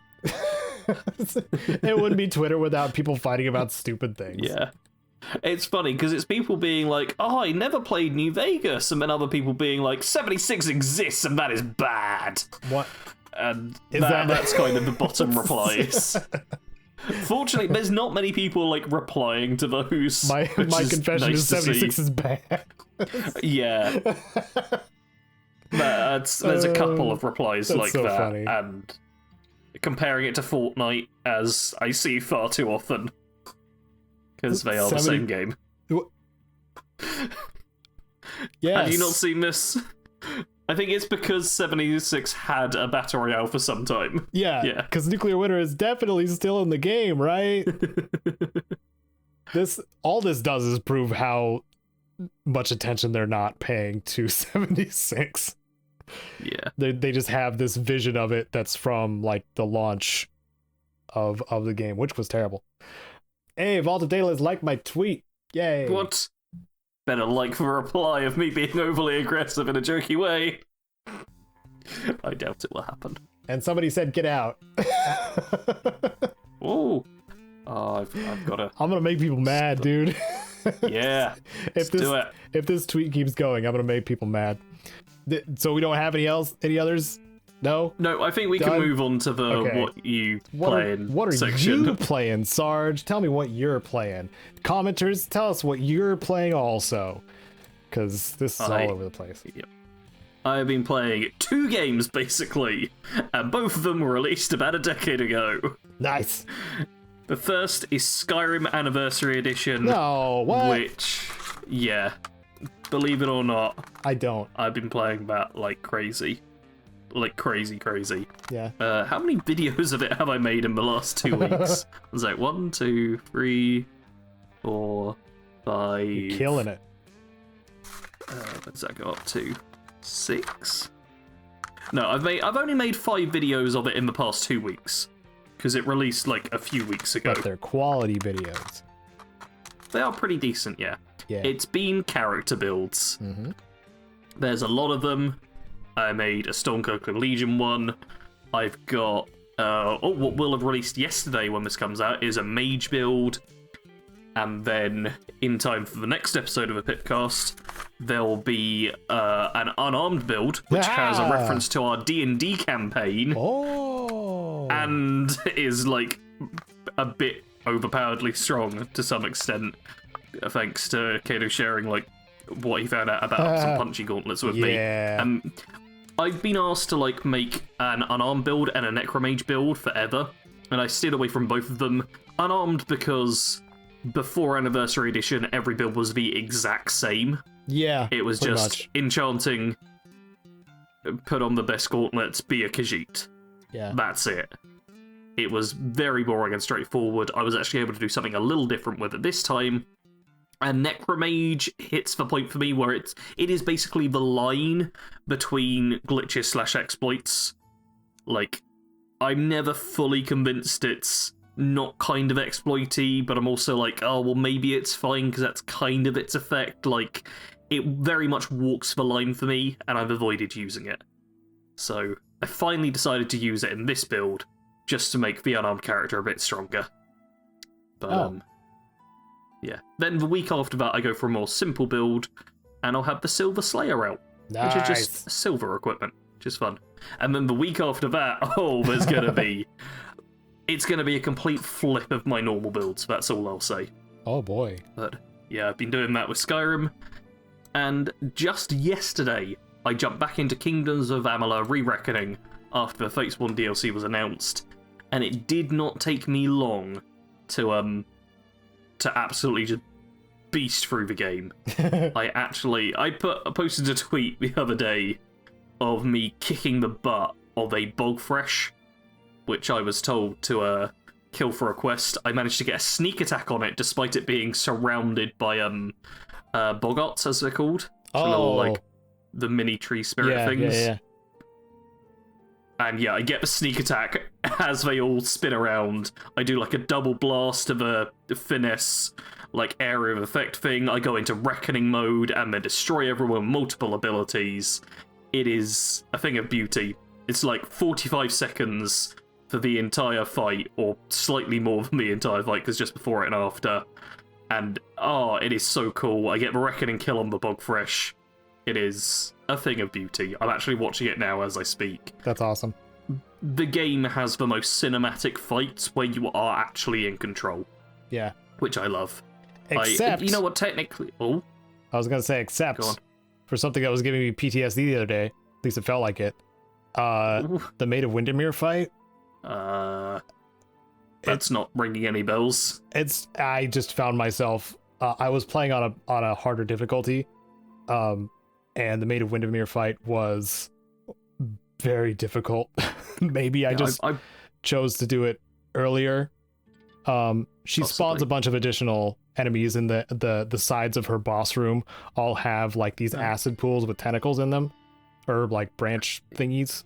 Or no, the plants that snap at you.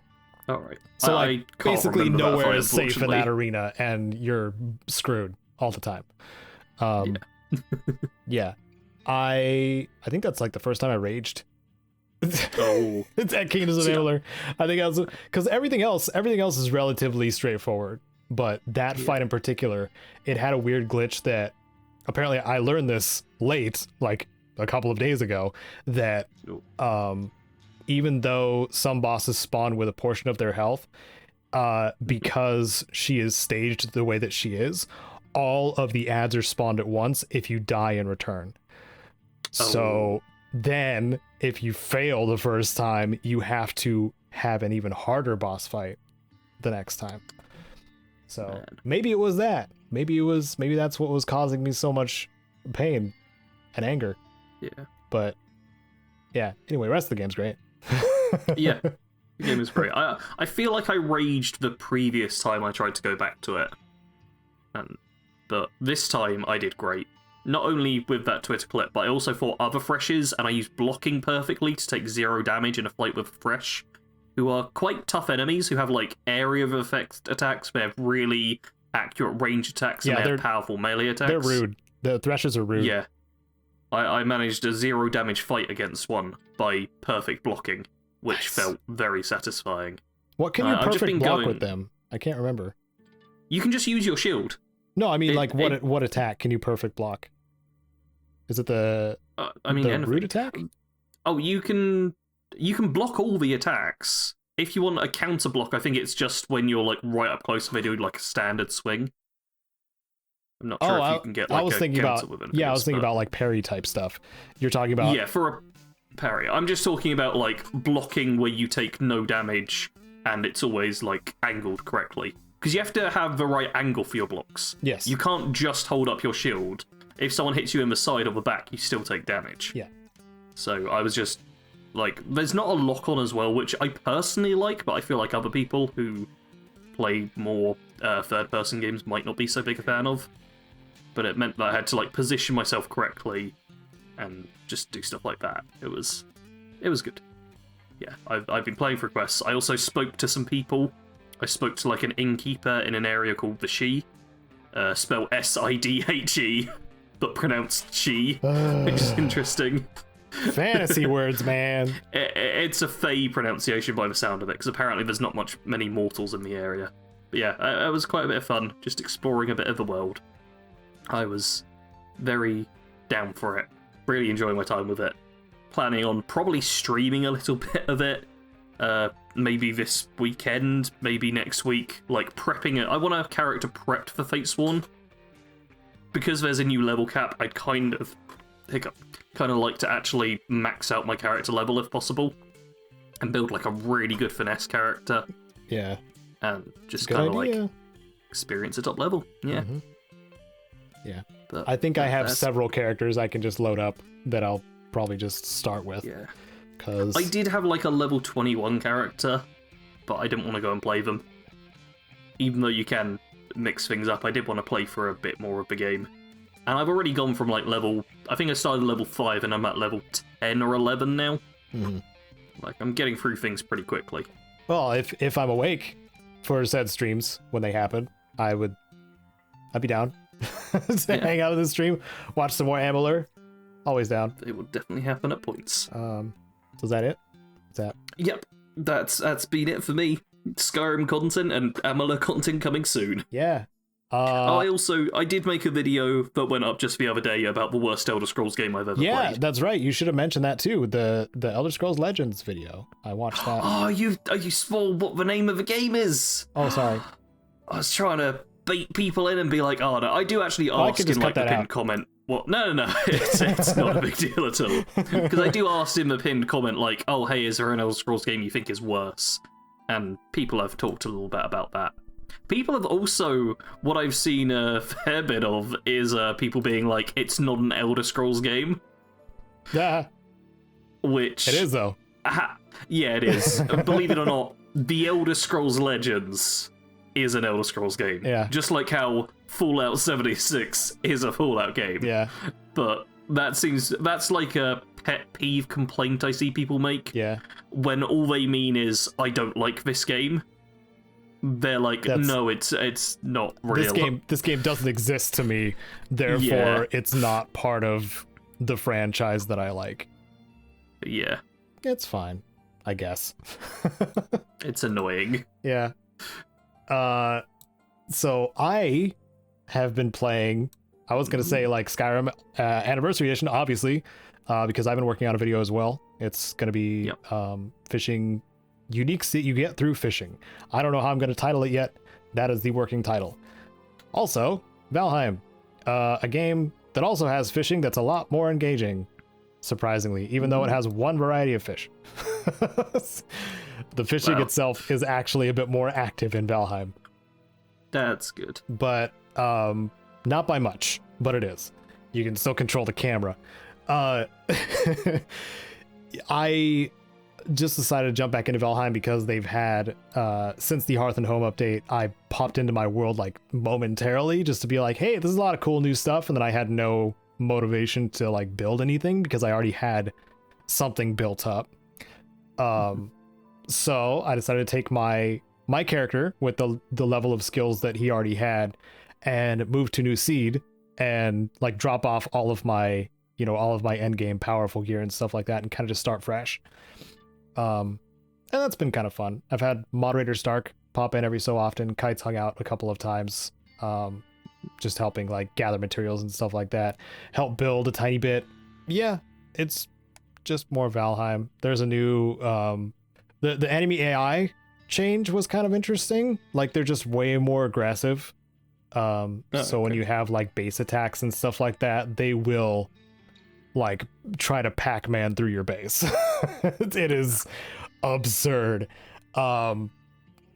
So, and like if you're out of their like kind of out of their aggro range, like if you go far enough away, they will then beeline towards whatever you built that's closest to them and just start wrecking it. Which is interesting. Like it almost was disastrous the other day where I was fighting the new swamp enemy and I got far enough away because I was at like 25 health, and that's not a good situation to be in the swamp. And it wandered back towards my ship that I was going to leave on and smacked my portal in half. So if I had died, I would have had to build a new ship to get back to my other ship that was full of iron. So thankfully I did not die. I was very close to dying, but I did not, and got my rested bonus back and recovered some health, and then went back and killed that mysterious new enemy that also happens to be the basis of a new armor set, which was pretty cool. Oh, that's cool. There was additions to the cauldron, which was like the cooking station type of thing. Now it has add-ons like workbenches do. So it'll level up the cauldron, and then you can make better, like higher quality foods with it. And there was obviously more foods added kind of thing, more uses added to various miscellaneous items that you get from enemies that just kind of pile up in your storage because they had no use previously. Now you can just cook it into something. So that was nice. There's also a really cool skeleton shield added, like a tower shield that was made out of bones and skulls. And that turned out to be pretty badass looking. So now it now that I've upgraded, it now kind of marks the smithy above the door, which is pretty cool. I don't know. I'm more just bragging about what I've been doing in Valheim. Basically, it's still a really fun game, even if you're playing most of it by yourself. If you like survival games. Sarge has a very different opinion on Valheim, I know, but I could not stand it. But I think Valheim is still one of my favorite games of this year because it's one of the ones I've gone back to. And there's more to come. It's still in early access and it's this good. I will say, I kind of don't like when games are put in early access when they are basically released. Like, well, it's not. I'd almost their end game is not in the game. There's 2 biomes incomplete. Like three biomes incomplete. Yeah. I personally, I prefer it when a game like is in like a fully playable state, like Valheim is, and just like you can play it, you can go through and do all of this stuff. They release it and then just add the content in updates, as opposed to being like, oh, it's early access and then it's released with these updates. Mm-hmm. Like, honestly, it makes no difference. It's just something that kind of irks me a tiny bit. I'm just like, hey, just say the game is out because it is out, therefore people can play it and stuff, and then add this stuff as post-game content. Rather than being like, oh no, the game that you've been playing for months and months isn't actually out yet. It doesn't exist. Ah. Yeah.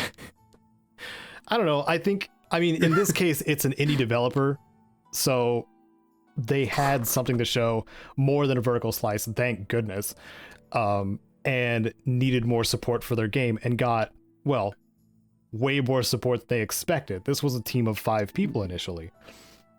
Yeah. So in the case of something like that, I do see the importance of releasing something in early access just to show that all of your work has something to show for it and you have something playable. And then knowing that you have a final vision and plan for the complete version of the game, not having to tack it on as an update or DLC. I don't know. I think it's cool and acceptable when something is early access like that. Like, this is just like, this game is unfinished, kind of thing. Here's the thing, we have the opposite view, but it's actually the exact same thing in terms of how the process goes. Because either way, there's part of the game is out and then more is coming later. Mm-hmm. It is literally just a thing with me where I'm like, I don't like it being put under this name. And you're like, no, I prefer it being put under this name. It's still the same thing either way. Yeah. Yeah, you're right. I just hate the term early access. You hate the term early access. Kind of like I hate achievements then. Is that kind of... Yeah. Achievements are stupid, but widely acceptable. Yes. Alright, that's it. I'm a wolf. What did everyone think Sarge of that? is a wolf. Bye. Bye, everybody. Thanks for coming. Catch us in 2 weeks where we talk about other stuff and possibly Fallout, probably the Game Awards. That'll be over. That'll have happened. Yeah. So look forward to that, I suppose. Because there's going to be trailers. Bye.